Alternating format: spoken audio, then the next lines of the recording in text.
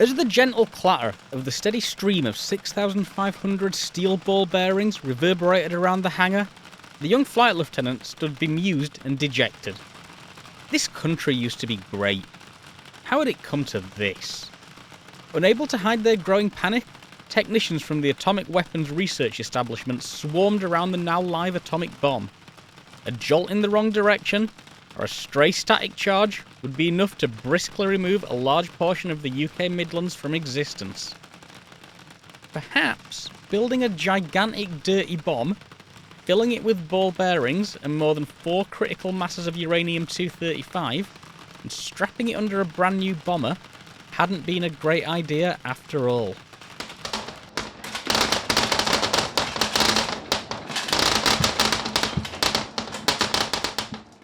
What I think a lot of the world doesn't realise is that sending British men and women into a shed is tossing a coin. Heads, you get Barnes-Wallis. Tails, you just get Wallace. For every Concorde, Starstreak and Raspberry Pi, the UK also managed to bestow upon the world a blowpipe, SA-80 Mark I, and British Leyland. From the limited information that has been made public, the Bolt and Pull Defiant would appear as an excellent piece of decision-making and design when compared to Violet Club. In this video, I'll first describe the lead-up to an execution of the honestly completely ridiculous design of the worst atomic bomb ever put into service. Then we'll work backwards and figure out why and how this weapon was intended to be used. Finally, we'll discuss its surprisingly long-lived final form. There are a couple of acknowledgements I absolutely must give before we begin. First, Brian Burnell's website, nuclearweapons.info. This is the most comprehensive source available online regarding Violet Club. This is one of the videos where I honestly feel a bit bad because it feels like Brian's done a lot of the work here already. I'd bookmarked some documents from the National Archives and was planning a trip down to London to access them. But it turned out Brian's already done that, and he's uploaded the photographs to his webpage. So I'm greatly indebted to him, and his website is linked in the description. Secondly, the excellent channel Rohofern. His video on large fission bombs was one of the 2 main inspirations for this video. I thoroughly recommend you go and watch it for more info on at least 2 of the devices we'll be discussing today. And when you've done that, watch his video on the scale of mushroom clouds. That is not just one of my favourite videos about nuclear history, it's one of my favourite videos on all of YouTube. But you have to promise to watch it all the way to the end. There was another inspiration for this video, but we'll get to that when the time comes. Now we need to take ourselves back to post-war Britain. As someone at the Atomic Weapons Research Establishment no doubt said back in 1958, let's do a silly one.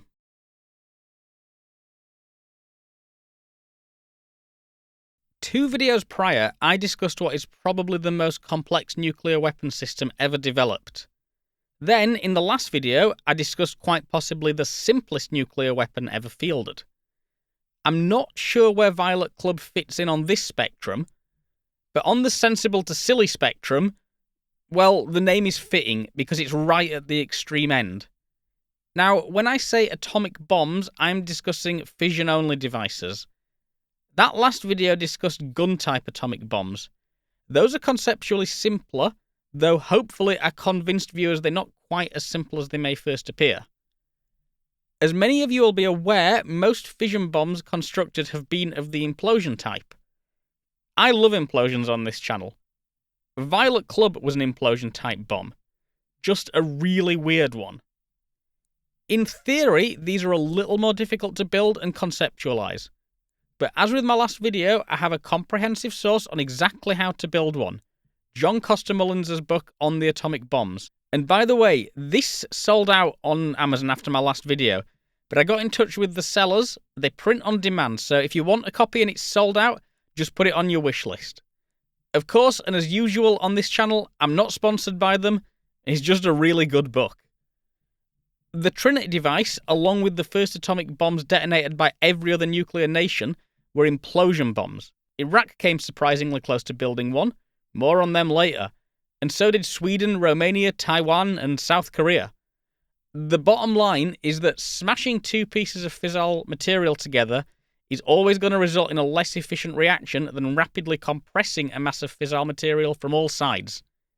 Let's see how the bomb for the Trinity test, named the Gadget, did that. Okay, very quick summary on how to make fissile material go prompt critical. And indeed, on what prompt criticality is. For now, let's use plutonium-239 as our material. Plutonium-239 nuclei spontaneously decay into various daughter elements. In the process, a neutron is also ejected. Now, if that neutron happens to collide with another plutonium nucleus, it'll cause that to fission, releasing another neutron. If there aren't too many atoms around, the neutrons will have a tendency to escape before triggering another fission reaction, and nothing too exciting will happen. If we, say, arrange our atoms into a sphere, which is the shape with the lowest surface area to volume ratio, as we increase the size of that sphere, we'll eventually reach a point where a chain reaction causes more and more nuclei to fission. Oh, and that fissioning process releases an absolutely staggering amount of energy. The chain reaction is prompt criticality, and if we can keep everything in one place for a few generations of the reaction to occur, well, this is what the energy release looks like. Now, for a sphere of plutonium, about 10 kilograms is your critical mass.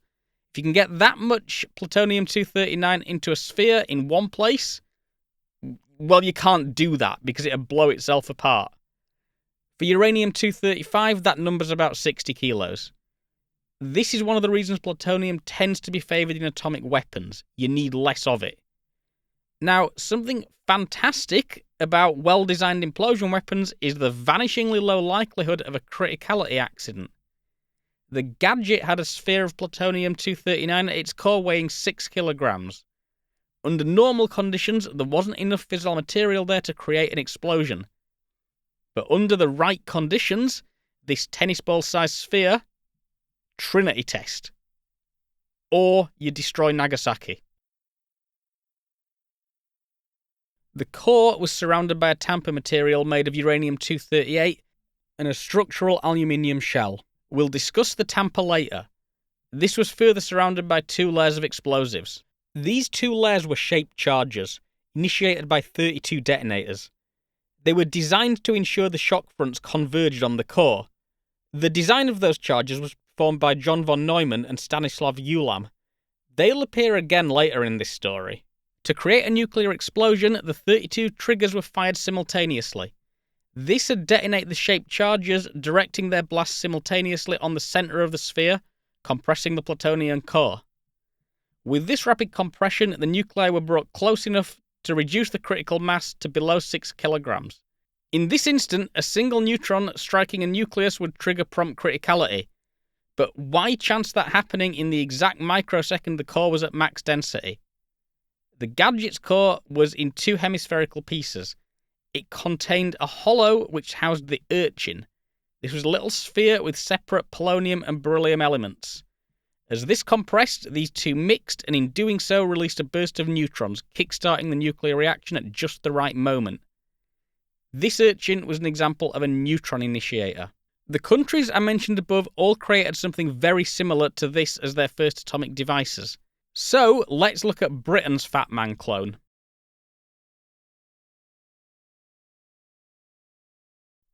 Now, for brevity, I have to undersell the Blue Danube story. It was an astonishing feat. Britain started development of the atomic bomb before the Americans, but we simply had nothing like the resources to build a bomb by the mid-1940s. Britain couldn't build a bomb without US industrial power, and the US couldn't build one without the scientific knowledge of the British, and indeed many, many other international scientists. Except it turned out Britain could build a bomb alone. We just needed a little more time, and for the US to kick us out of their program. When I first had the idea for this video, I was going to talk about the whole story of how Great Britain first developed a nuclear bomb, and everything up to and including the grapple tests in the late 1950s. I soon realised that video would end up being 8 hours long. But recently, I was in a conversation with Laserpig. Some of you may have heard of him, who reminded me of Violet Club. This was like some sleeper agent phrase which snapped me straight back into the room. I'd completely forgotten about this horror story. That original video morphed into this video. So yes, thanks very much to Laserpig for being that second inspiration. With all that considered, I definitely can't go into detail on Britain's first atomic bomb, Blue Danube. But in all honesty, for the purposes of this video, it was very similar to Fat Man, just in a different casing. Blue Danube used the familiar 32-cell implosion design, though service versions used a composite uranium-235 and plutonium core. The main superficial difference between Blue Danube and Fat Man was the size. Blue Danube was huge. There is a myth that Barnes-Wallis was involved in the design, but on further reading, it's not true. It probably arises from the casing looking a little like that of the Grand Slam bomb. Hilariously, when Blue Danube was first fielded, it had not actually been tested as a complete system. Though the bomb casing was excellent in terms of creating an aerodynamically smooth profile, capable of falling at Mach 2, no aircraft actually existed at the time to carry it high and fast enough to reach that terminal speed. It had pop-out tail fins to allow it to fit in the V-bomber's bays, but the V-bombers didn't exist to test it when it first became operational. The Blue Danube warhead design was first tested in Operation Hurricane in 1952 and deployed in 1953. By the 1950s, this was not a complex, elegant, or robust design.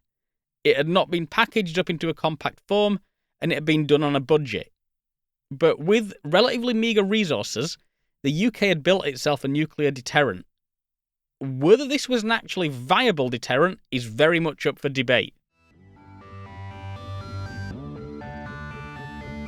To deliver a Blue Danube, and indeed subsequently a Violet Club to target, the UK needed a strategic bomber. The US had the B-52. The Soviets had the Tu-95. In 1952, the engineers at Avro emerged from their sheds.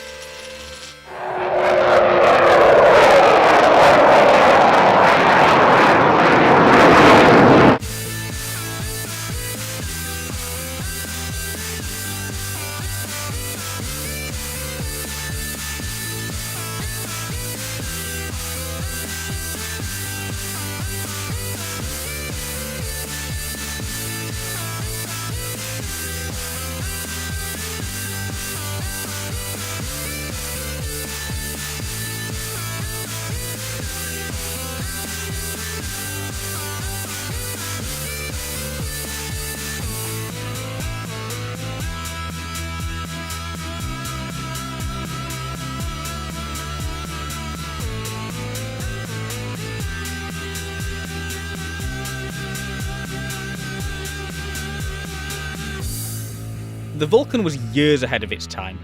It was fast, it was manoeuvrable, and most importantly, it was beautiful. There are many reasons to doubt whether a Vulcan could run the gauntlet of Soviet defences to make it all the way to Moscow. But at least the crew would look fabulous doing it. The Vulcan was Britain's first choice for nuclear delivery, but the Victor was a second option.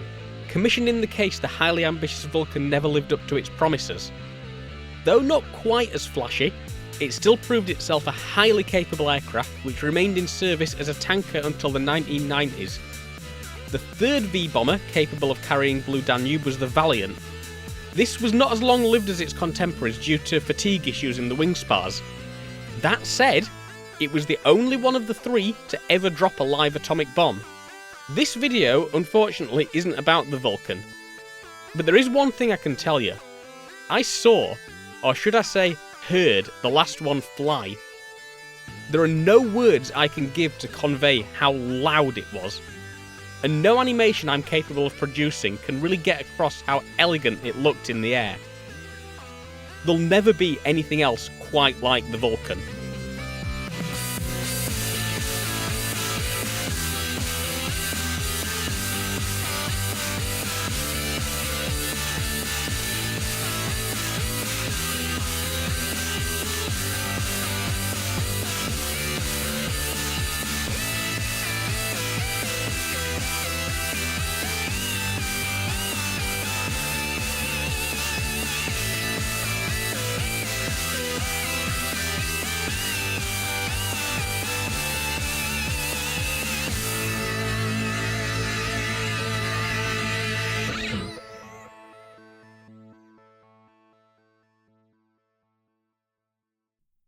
Oh, well, this is going to be quite a pivot.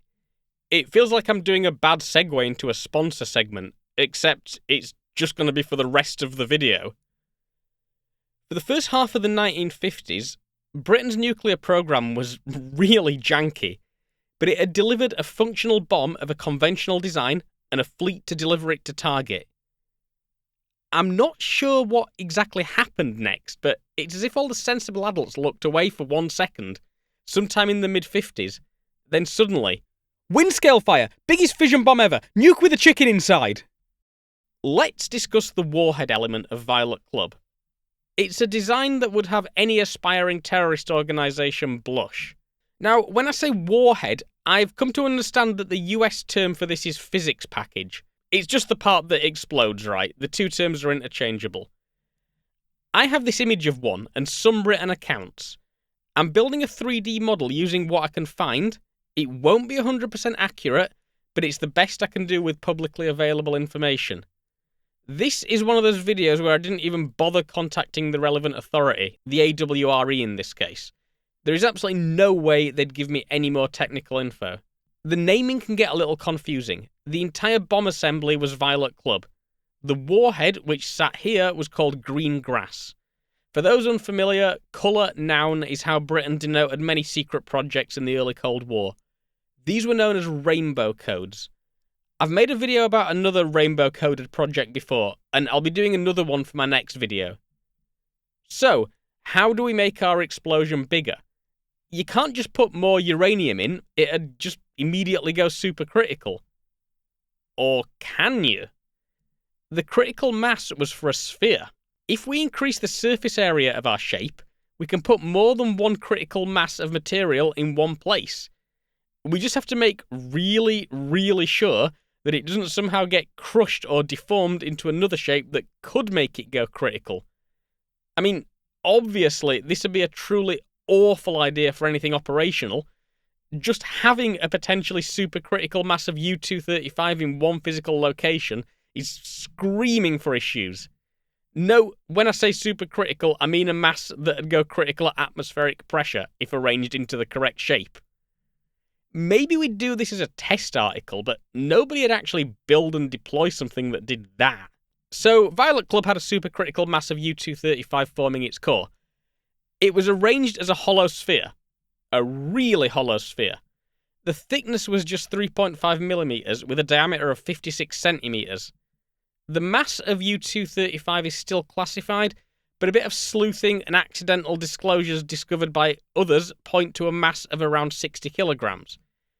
Honestly, that's not as much as I expected, and as we'll see, it's not even the biggest amount used in a bomb, though, spoiler alert, that record is also held by another glorious British creation. Regardless, it's still enough to remove the main safety advantage of an implosion bomb. As with Fat Man, the core was enclosed by a tamper material, probably uranium-238, and that makes criticality implications much more frightening. You see, the tamper reflected neutrons, so with it in place, the mass of highly enriched uranium in Violet Club may have been about 4 uncompressed critical masses. Alright, let's pause here a second. So, the glass bubble represents the uranium core, in case I hadn't made that clear. It should be flush with the interior of the tamper, but I suck at glass blowing, so I couldn't get the size right. It's too small here. Here is a graphic showing the size more accurately. Glass blowing isn't the only thing I pretend I can do in this video. You'll see me using a slide rule and binding a book later. It's the first time I've done either of those too. This was surrounded by the explosive lenses, 72 of them as opposed to the 32 of most earlier designs. 72 cells. It's time for a tangent. Okay, how do you model the explosive assembly for Fat Man? It's easy. You make a football. Here's a trick I found almost immediately. Add an icosahedron, bevel off the edges, and we have a truncated icosahedron. It's a 32-face solid where all the faces are hexagons or pentagons. But for 72 faces, oh god, this took me ages to figure out. It turns out this shape is an order 5 truncated pentagonal hexacontahedron. In the end, I just found someone else who wrote a tool to make them. You can go read up on how these Goldberg polyhedra are constructed and denoted. It is actually more interesting than you may think. Anyway, back to the actual use case for something your maths teacher struggled to convince you had any real-world application. This Order 5 truncated pentagonal hexantahedron assembly was surrounded by a supporting magnesium honeycomb structure. All of this must have been a nightmare to build. Or I assume it was, given Fat Man's core had to be reassembled multiple times. Each cell was separated by blotting paper. Technicians went to install the final cell, only to find it wouldn't fit. So the whole thing had to be dismantled and progressively thinner paper inserted until everything lined up. The re-engineered US warheads produced after the war did away with the blotting paper for a more suitable material. No word on how the Brits dealt with this with the far more complex geometry of green grass, though there were concerns regarding the HE material cracking due to thermal expansion, which necessitated storage in a tightly controlled temperature range. This requirement was added after the discovery of one of many design flaws, which we'll get to. I've estimated the dimensions of all these shells from the scarce available info regarding the masses of some components, along with a few photos. As I said, the model won't be 100% accurate, but it's as close as I can get to with the available info. Now, the large hollow core had a second advantage as far as blast yield was concerned. It was a levitated core. The introduction of what was effectively an air gap between the uncompressed core and the onset of criticality allowed the rapidly compressing HEU to gather a tremendous amount of momentum inwards. This would allow the transition to criticality to occur more rapidly, causing more material to be consumed in the nuclear chain reaction before the assembly blew itself apart. As I understand it, the levitated core would have contributed much more to the increasing yield than the increased quantity of HEU. Something actually quite interesting about the design was the use of an external neutron initiator. I mentioned the Urchin used on Fat Man to kickstart the nuclear reaction. Green grass included a kind of miniature particle accelerator, wired up to fire a stream of neutrons into the center of the core just as it reached peak density. This was another rainbow-coded creation known as Bluestone. On paper, this is clever, but some of the execution sounds questionable. You see, when dropped from the aircraft, the bomb needed to power itself for a couple of minutes to activate the neutron initiator, along with the various triggers and sensors. And that power was provided by commercial 6-volt motorcycle batteries. I'll just say that again. The largest fission bomb ever put into service was powered by the same batteries as the BSA Bantam I used to own. The batteries were kept charged and had been inserted into the bomb as part of the presumably extremely lengthy arming process. Whilst on the aircraft, the bomb had received external power from an improvised power supply. This was referred to as fish fryer. Improvised is not really a word I like to see in the same sentence as atomic bomb. But honestly, this is at least the third video I've done now where that has happened. As for the bomb casing itself, well, minimal effort there too. Everything was just crammed into an existing Blue Danube casing. Now, the high terminal speed of that casing just created more problems. Barometric fuses incorporated in the body would switch on internal power at a given altitude. This would activate radar fuses which would give a more accurate determination of the distance to ground and detonate the bomb at a pre-selected height. The idea was to operate the radar fuses for the minimum amount of time to reduce the risk of jamming. In reality, the smooth low-pressure airflow over the body just made the barometric fuses unreliable. So for Violet Club, the radar fuse was replaced with a clockwork timer. When the timer was set to activate at a pre-calculated altitude and the barometric fuse indicated a trigger altitude had been reached, the bomb would detonate. As a backup, a contact fuse would activate on contact with the ground.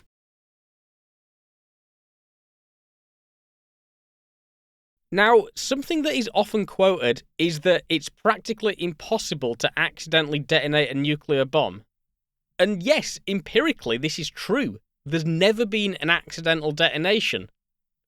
There's never been an accidental detonation that anyone has admitted to. Even though Fat Man was basically a test article, it was still reasonably well designed against this failure case. To attain full yield, it required all the explosive lenses to detonate simultaneously. An accidental detonation of one of them would not compress the core sufficiently, and therefore not cause a nuclear reaction. Most first-generation implosion bombs were safe for 2 detonators to go off at once. There's no way 3 detonators could go off simultaneously, right? Like, they're all independent. Think like an engineer.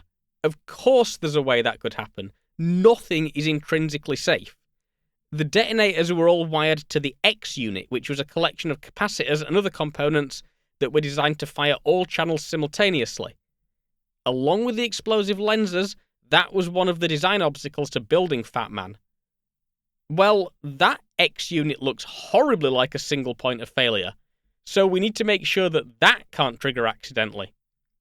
Alright, radar switch. Calibrate a radar to fire the X unit when the bomb is at a certain height above ground. In fact, add a second one in case the first malfunctions and activates early. But it's 1945, radars are unreliable, so add 2 more. Any 2 positive signals will activate the X unit and detonate the bomb. Okay, good, we've added a gate to get to our single point of failure. But what if the radar reflects off the aircraft and detonates the bomb prematurely? Let's add another gate, barometric sensors. Will only turn on the radar when these detect a certain altitude. Okay, that's another gate. But what if some turbulence triggers those early? Timer. Will not switch anything on until a certain time after release. Timers are mechanical because we've gone back to 1945 here, so they fail a lot.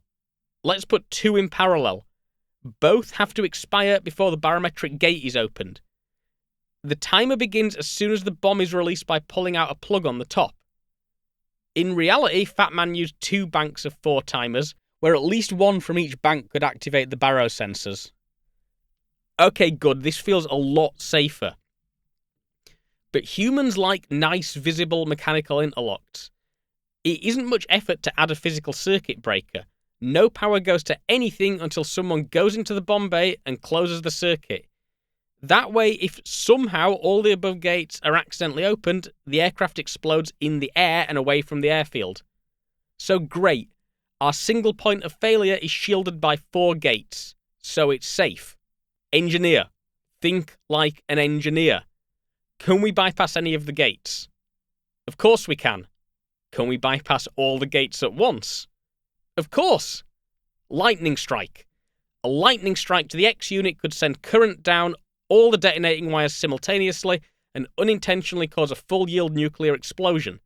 Or maybe a stray radio signal or electrical charge could somehow command it to fire. The possibilities are endless. See if you can come up with your own scenario. By the way, what I did there is sometimes simplified to as the Swiss cheese failure model. I've always personally preferred gates on flowcharts. Of course, there are all kinds of mitigations against this.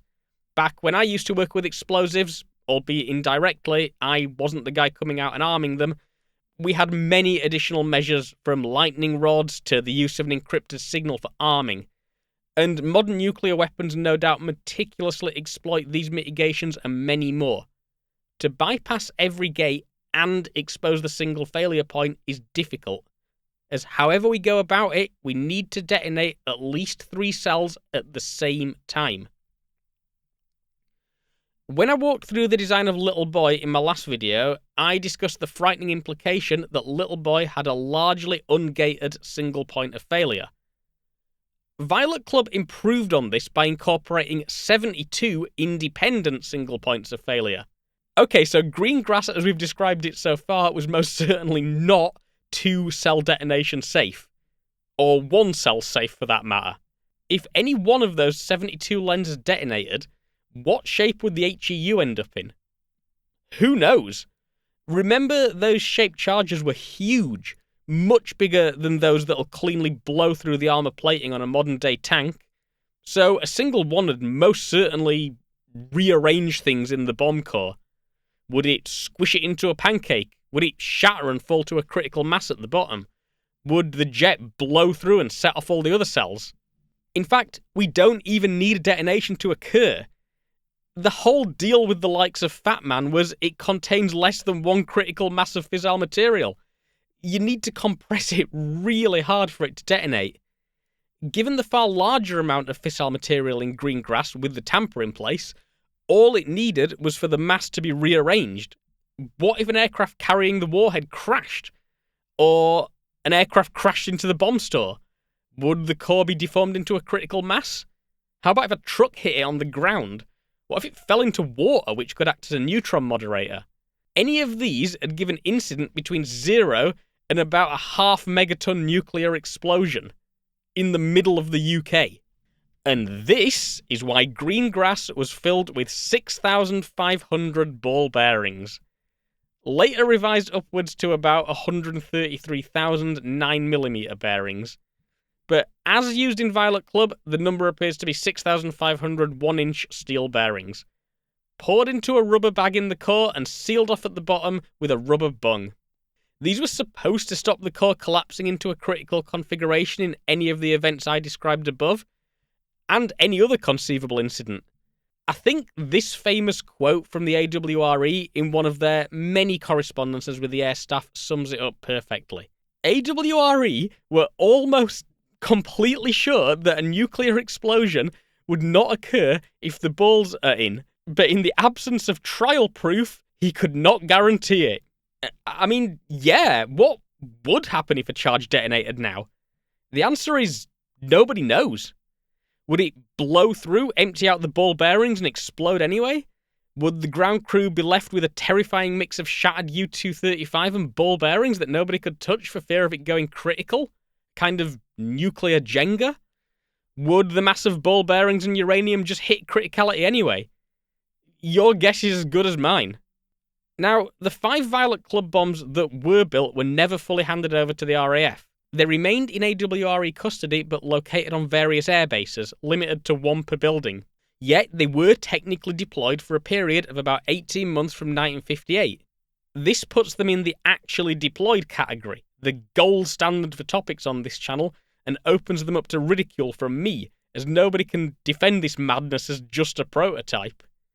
In an active nuclear conflict, the Prime Minister would authorise them to be handed over to the RAF ground crew, who'd promptly remove the rubber bung and wait 30 minutes for the ball bearings to just clatter out. The bombs could not be fitted to the Vulcan with the ball bearings inside, as they exceeded the weight limit for both the ground handling equipment and possibly the bomb release mechanism in the aircraft. Only when 6,500 ball bearings were successfully extracted would the now fully armed bomb be loaded onto a waiting Vulcan, with no way to disarm it. On an RAF base, in the UK, near a large city. Oh, and sometimes the ball bearings froze together, making their removal impossible. I'll see if I can find some photos I took at RAF Witten 15 years ago in January. Witten is quite near Wittering, one of the bases where these were deployed. I think it was the coldest day I've ever experienced in the UK. And I live in the north of Scotland now.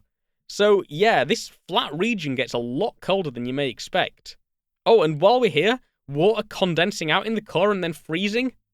Water. A neutron moderator. Anyway, the really big risk in my eyes was fire. A fire in the bomb store, or due to a crash, or sabotage, or during refueling. Just feel free to think of any of your own scenarios. Go nuts. A fire could defeat every safety mechanism on a Violet Club in one go. If the bung melted and then fell out, and then the fire caused a premature detonation, good luck. In fact, a collision could both deform the core and knock the bung out, making Violet Club surely the only atomic bomb with multiple known single-action, single-point failure modes. Now, of course, high explosives don't usually detonate when exposed to a flame, but 1, is that a risk you're willing to take? 2, the Air Force seemed a lot more concerned with a failure mechanism of the high explosives burning around the core at high temperature for a prolonged period, leading to the core collapsing without the need for a detonation. And let's not forget, the outer structure was made of magnesium. It's honestly like this thing was specifically designed to fail horribly and catastrophically. So, let's have a look at the recommended procedure to deal with a fire in the bomb store. Quote, should a fire arise on or in the vicinity of a Violet Club, every attempt should be made to fight the fire, removing the weapon if it's not directly involved. If the nuclear safety device, interjection here, in this context that means 6,500 ball bearings. If the nuclear safety device is not in place, attempts should be made to commence and or complete its reinsertion. End quote. Yeah, stick a funnel in the top of the burning atomic bomb and start pouring ball bearings in. Good luck, old chap. Okay, this is me coming back a couple of weeks after recording that.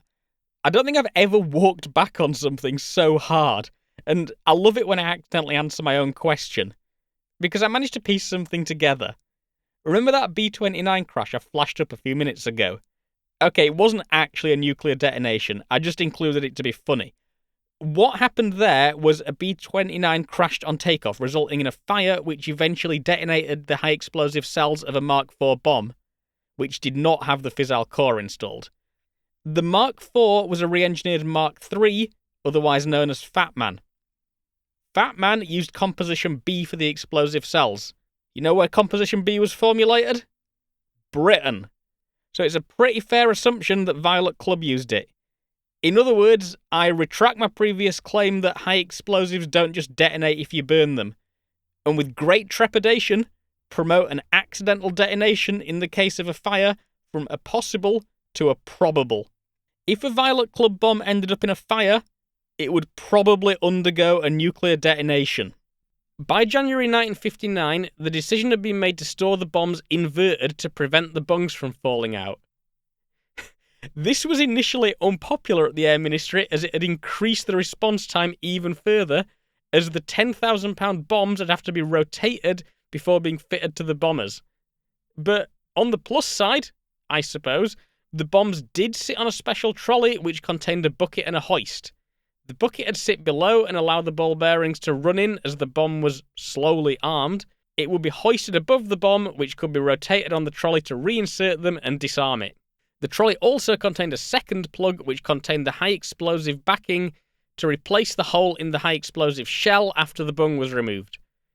That plug, by the way, weighed 60 pounds. It's not something you could just pick up and stick in there. There is a documented case of a bung falling out whilst in storage and inadvertently arming a bomb as the 6,500 ball bearings clattered out uncontrolled. That event was portrayed in my intro. That said, I can't find a reliable documented source that it happened. It's hardly an unlikely scenario, so I'm choosing to believe it did happen. This document discussed another single-point failure mode. Those ball bearings weighed half a ton, and the uranium core was less than 4 millimeters thick.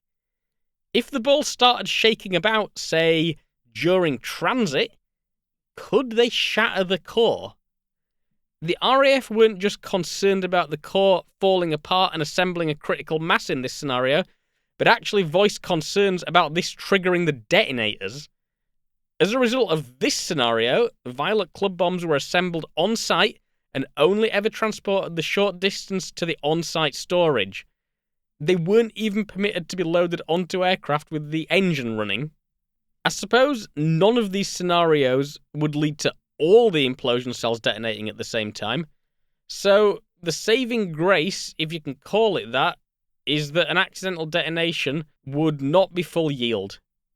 That would require the firing unit to go off accidentally. And as we already discussed, firing units are specially constructed and meticulously tested to ensure there's no viable way that can happen on most atomic bombs.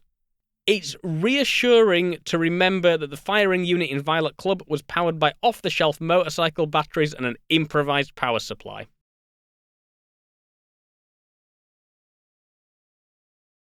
As you've probably gathered, my issue with Violet Club isn't so much that it was built, but it's that it was deployed as an actual weapon. Throwing together a poorly thought out and unstable prototype and testing it in the middle of nowhere is one thing, though UK tests on Australian territory. Yeah, we'll revisit that in another video. But turning that prototype into something more prone to failure and basing it near large civilian populations, that's the issue. Violet Club was deployed to, or at least intended to be deployed to, RAF Wittering, RAF Finningley, and RAF Scampton. Now, the first two are, or were, near Peterborough and Doncaster respectively. A nuclear explosion in either of those cities would actually improve the situation. The third was near Lincoln. Lincoln. Now, I've never been to Lincoln. Nobody has. It's miles away from anywhere else in the UK. But it is a historic city and apparently is quite nice. So let's spend a couple of minutes discussing what an accidental Violet Club detonation in or near Lincoln would look like. The effects of these nuclear weapons, so to speak. I'd wager a majority of my viewers have been on nukemap.com before. But we're in the 1950s, so let's be period appropriate and get the old nuclear bomb effects computer out. For those that don't know what this thing is, Kyle Hill did a video on it recently. I don't know why mine's green and therefore difficult to read. It may be a modern reproduction. I don't really care. It still works, and I got it for a bargain price. Here, I'll turn the contrast up so you can see it properly. Okay, Lincoln. Lincoln. Let's first imagine a Violet Club undergoing a full-yield detonation on RAF Scampton. Refer to the above chapter for all the ways this could happen. Wait, what was the yield of Violet Club? It turns out the yield was unknown. Yeah, there's a whole backstory here, which I'll get sidetracked into soon. But yes, given it was untested, nobody really knew the answer. About 400 kilotons was the stated yield, but there are big error bars on that. Scampton is 5 miles from the centre of Lincoln, a city with a population of about 100,000. Alright, so a 3 psi overpressure is about what's needed to cause severe damage to a house. Here is the radius for that overpressure from said detonation. So looks like we just demolished the northern half of Lincoln. And hey, what do you know? The 3rd degree burn radius extends about the same distance too. So anyone outside in this radius also gets to die in pretty much the most horrific way possible. At this point, I bet at least a couple of viewers are having the most profound case of deja vu imaginable. A giant bomb going off at Scampton and demolishing half of Lincoln. Have you heard that story before? And yeah, a small number of you will have. Remember the myth that the Blue Danube casing was based off the Grand Slam bomb? Well, there's another myth about that bomb that fits uncannily into this script. The story goes that Scampton used to have a Grand Slam as the Gate Guardian, until it was discovered it was actually live. In the criminally embellished retelling, it's claimed had it gone off, it would have flattened the base along with the entire northern half of the city of Lincoln.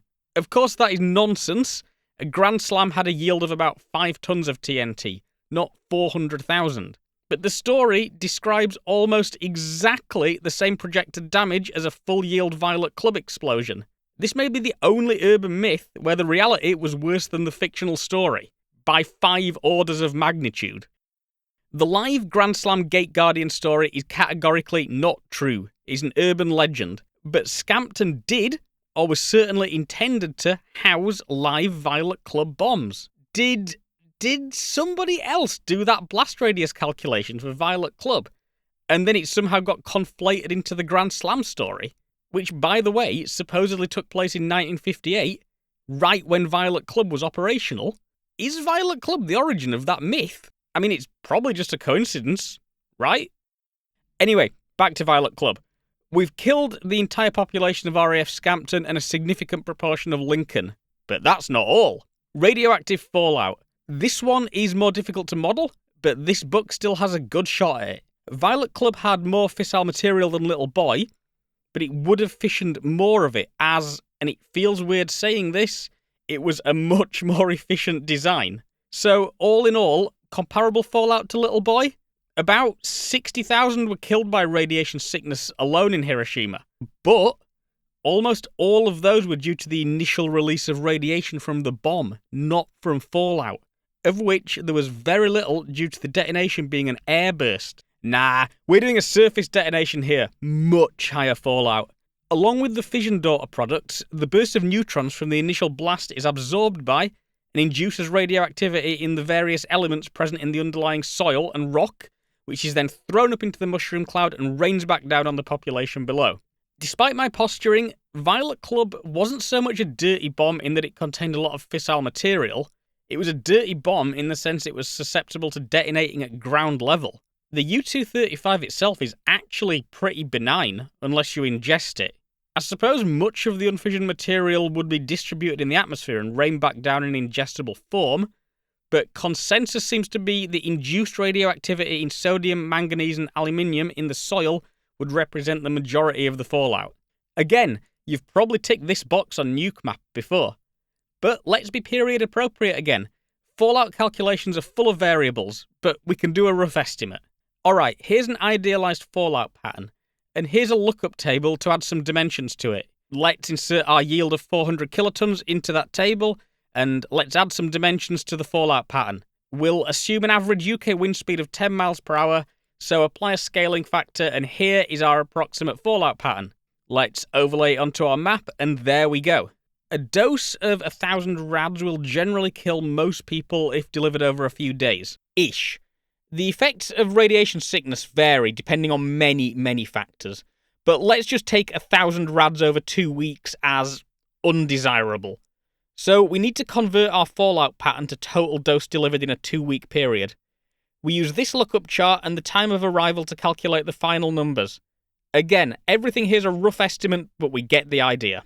So, given a typical UK southwesterly wind, we killed most of Grimsby horrifically, and probably a few tens of thousands in the surrounding area. Do it on a day with a northerly wind, like the day I took the freezing cold pictures on that nearby airfield, and congratulations, London is in the fallout region. I could go on. A far more likely single cell detonation might create a smaller initial blast. Even just a 1% nominal yield fizzle would be a 4 kiloton explosion, which would destroy RAF Scampton, but it still might create a significant fraction of fallout as a full yield would, given the large amount of U-235 thrown out, along with the induced radioactivity in the ejector. Any one of those single points of failure could quite easily expose more than 1 million people, the nation's capital, and multiple highly populated and strategically important cities to harmful levels of radioactive fallout. And that's without even considering the other 2 bases I mentioned. They were nearer to larger populations. I didn't even consider the worst case scenarios, such as a Vulcan crashing into one of those populations.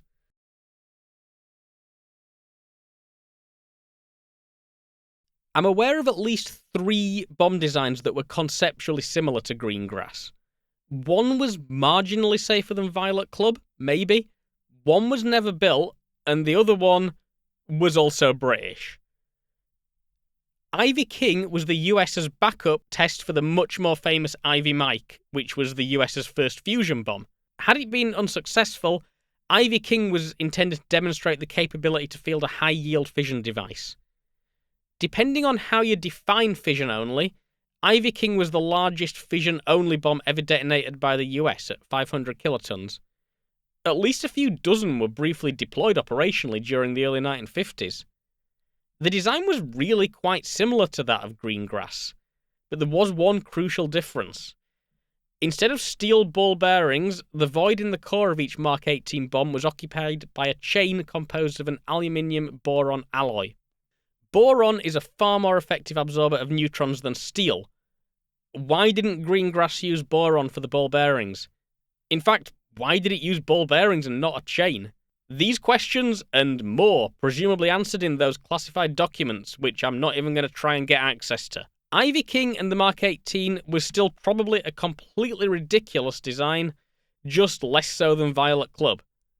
Iraq came close to building an atom bomb in the 1980s. During the first Gulf War, Saddam Hussein ordered a crash program to throw a bomb together, stick it on a ballistic missile, and point it at Tel Aviv. This would have been a departure from their previous attempts at a Fat Man clone, and it involved putting as much highly enriched uranium as possible into a device, surrounding it with implosion cells, and hoping it didn't go critical on the launch pad. I can only assume this would be quite similar in construction to Greengrass, just without the stupid ball bearings. And the third one, well, that was the progenitor to Violet Club. Orange Herald was the largest fission device ever tested. I will caveat that with the fact that, like everything I discuss, fission and fusion are on a spectrum. Orange Herald was designated as a boosted fission bomb, where a small mass of deuterium at the centre would be compressed and boost the fissile output through limited fusion. But the fusion part failed. Nevertheless, Orange Herald demonstrated a yield of 720 kilotons. It used about 125 kilograms of highly enriched uranium, which is utterly deranged. With a tamper in place, that may have been 8 critical masses. Interestingly, it used a higher mass of uranium to reduce its overall mass. By incorporating so much fissile material, the compression to achieve criticality was lower, so less high explosives could be used in the design. This would allow it to fit into the Blue Steel standoff missile or the Blue Streak ballistic missile. Unlike Violet Club, these were brilliant pieces of engineering, and I'll be doing a video on Blue Streak soon. I've been promising that for 2 years, but I'm nearly there with it. While we're here, let's quickly do the lineage graph, because there's a whole family of weird British giant fission bombs. I'll just start with Blue Danube and end with Violet Club. There's actually much more weirdness beyond that, but it's outside of the scope of this video. So, Blue Danube. But the UK decided they needed a fusion bomb. They hadn't quite figured out the Teller-Ulam design yet, so hollow out the core, put the fusionable mass at the centre. Hopefully the fission detonation had compressed this enough to ignite fusion. This is known as a layer cake design. The British layer cake warhead would have been named Green Bamboo, but it was never built. Okay, as a test, take only a relatively small amount of fusionable material and add it to the core, just to see if fusion can actually be initiated with this method. We're going to want a really big fission reaction to try and ignite it, so 125 kilograms of U-235. This is Orange Herald. However, we can do better. Orange Herald Large. Remember what I said about decreasing the size of the explosives. Let's increase the size of the explosives instead. Now that'll need 72 detonation cells, and it gives us a diameter of 39 inches to the 30 of Orange Herald Small, which is the one that was actually tested. Orange Herald Large wouldn't fit onto a ballistic missile, so was never built. But while we figure out our Teller-Ulam bomb, why not just take the Green Bamboo design, remove the fusion core, use that 72-point detonation system from Orange Herald Large, and wind up with a 45-inch diameter warhead. Put it in a Blue Danube casing, Violet Club. This was sold to the RAF as a megaton-class bomb, but as we all know, it fell way short of that. Not that I imagine you'd notice much difference between a 1 megaton and 400 kiloton bomb hitting your city, but the discrepancy made some folk at the RAF very angry. Oh look, New Start expires a few hours after I record this part, so there's now a higher chance that megaton bomb will hit your city in the future. Nice! At this point, I should probably do another very quick tangent. Everyone says Teller-Ulam, but after chatting with a few folk on the Patreon Discord and reading up a little, I feel Ulam, brackets, ellipsis, subscript, maybe Teller, is probably the name we should use for the design. It's no secret that Edward Teller was an absolute nightmare to be around. Stanislav Ulam collaborated with von Neumann, remember him from earlier, to demonstrate that Teller's original layer cake design would not work. A design, by the way, Teller obsessed with so heavily he had to be practically shut away in a room and contributed nothing useful to the Manhattan Project. Von Neumann used the ENIAC computer, and Ulam carried out the calculations separately using human computers, including his wife, with analog mechanical calculators. He then went on to pretty much come up with the new design himself before presenting it to Teller, who made some additions. I'm not 100% clear on how much each contributed, but I'm pretty sure at this point it is at least an Ulam-Teller design. Oh, Ulam also invented Monte Carlo analysis, something I use on an almost daily basis.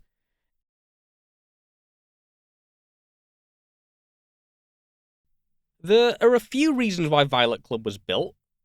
None of them are particularly sensible, but the overall decision-making can be summarised as follows. By the early 1950s, the US and the Soviet Union and the UK had all demonstrated the capability to make really, really, really big explosions. Demonstrably big enough to devastate a city and cause truly nightmarish death tolls to its civilian population. But the US and the Soviets had followed that up by demonstrating really, really, really, really, really big explosions. Now at the time, the UK didn't know how to make a really, really, really, really, really big explosion, but scientists believed they'd be able to figure it out in a few years. They did, however, know how to make a really, really, really, really big explosion.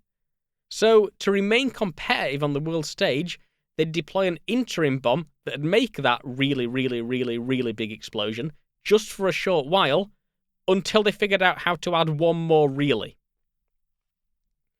To get serious for a second, humanity's inability to steer itself away from building fusion bombs, honestly, I don't think any historical decision disappoints me more. The bombs that destroyed Hiroshima and Nagasaki apparently weren't enough, and paranoid and insecure leaders of the past somehow managed to convince themselves that that wasn't a sufficient deterrent.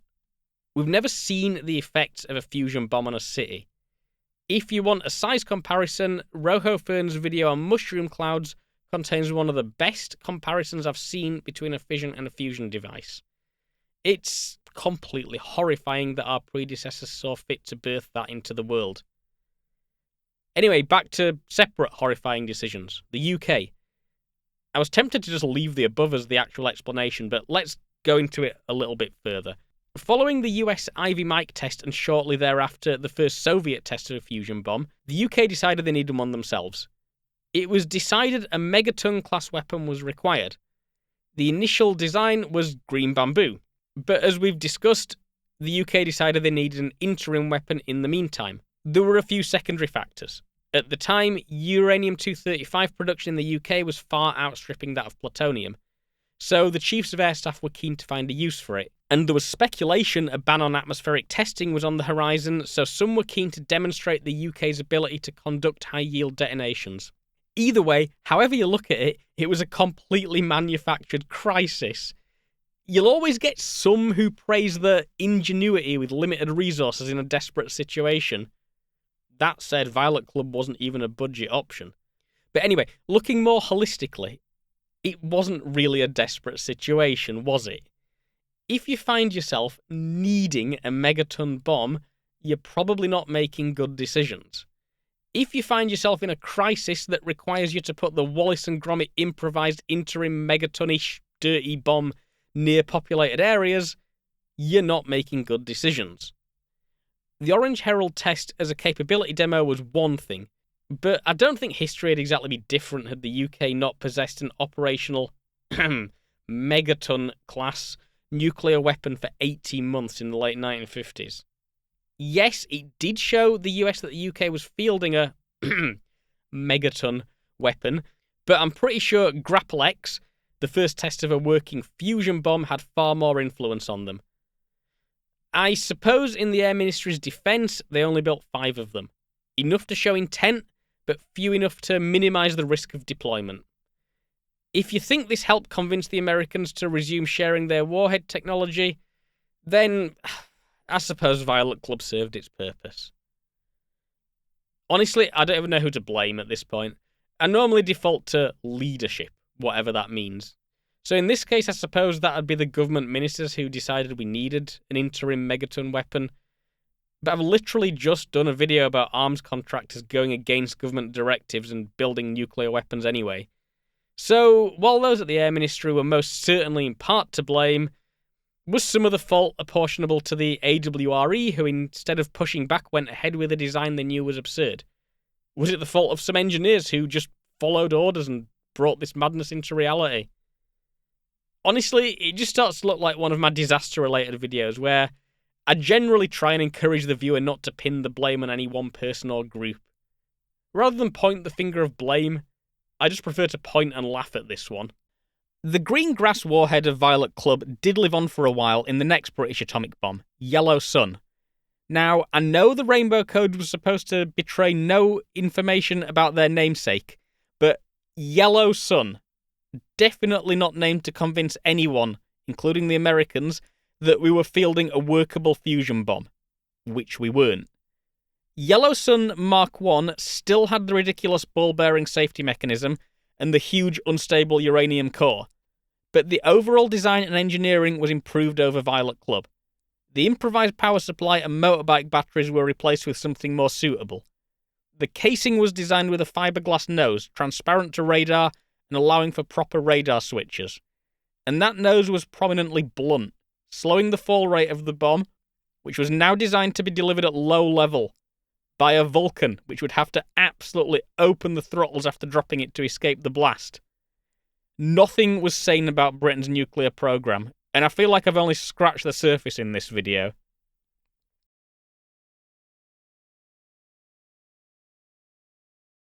Violet Club was largely built in Leeds, though its development was a UK-wide effort. Nobody voted for it, and nobody wanted it. And as soon as it was deployed, everybody wanted rid of it. It was unusually short-lived, and though it hung around unnoticed for a while in a new form, it was eventually replaced with something more stable. It was expensive and born of a manufactured crisis. It was volatile, both physically and conceptually.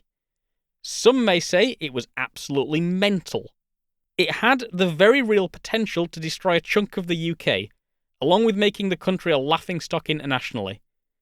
It was even compared to grocery store produce at one point.